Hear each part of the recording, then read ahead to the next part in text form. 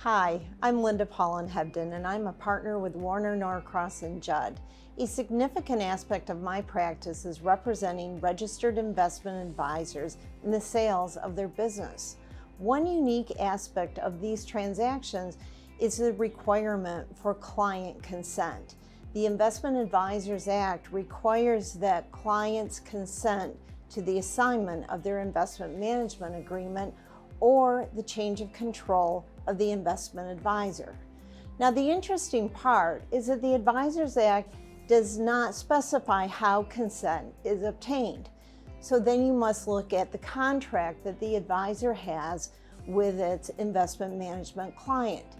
If the contract requires written consent, you might be stuck and have to get written consent. If it doesn't, if it provides the way we draft our agreements to be implied consent, then you can seek implied consent. So how does that work? Once the investment advisor signs the definitive agreement with its buyer, the investment advisor will send a notice to their client. If they are able to use implied consent, the notice will explain the transaction, and it will state in the notice if the client does not object that assignment will be presumed.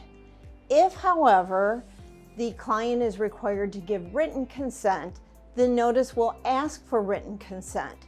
Now, the tricky part is what happens if the client doesn't consent?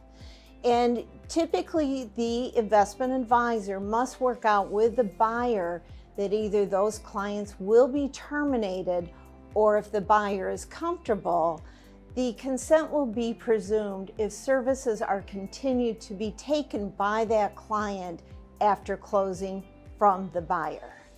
If you have any questions about the process or would like help in looking at your agreements today, please give me a call.